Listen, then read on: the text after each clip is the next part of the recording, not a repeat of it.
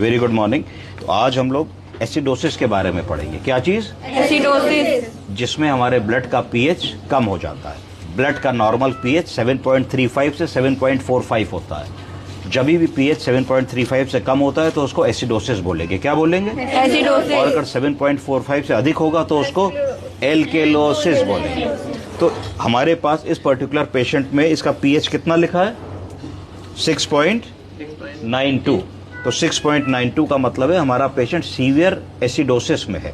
Acidosis का मतलब है पीएच कम हो गया है। अब हमको पता होना चाहिए कि एसिडोसिस दो प्रकार की होती हैं, एक रेस्पिरेटरी और एक मेटाबॉलिक। कौन सी? अगर एसिडोसिस का कारण है कि कार्बन डाइऑक्साइड बढ़ रहा है और ऑक्सीजन कम हो रहा है तो उसको हम रेस्पिरेटरी एसिडोसिस बोलेंगे।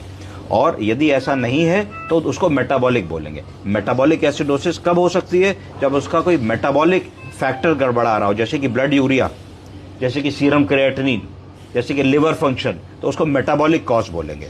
तो इस पर्टिकुलर केस में हमने देखा कि हमारा कार्बन डाइऑक्साइड 34 है जो कि नॉर्मल है, और हमारा PO2 ऑक्सीजन 101 है जो कि नॉर्मल है।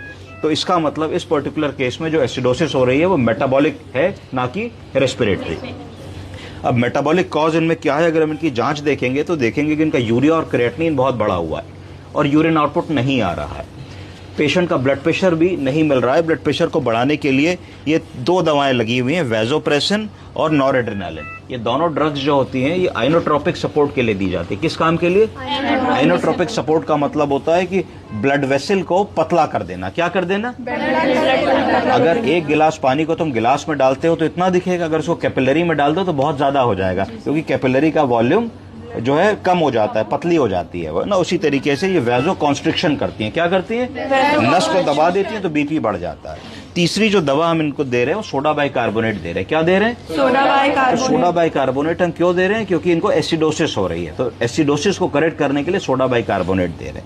ब्लड प्रेशर को ठीक करने की कोशिश कर रहे हैं। फिर हमने एक ट्यूब डाली हुई है जिसको कहते हैं इंट्यूबेशन।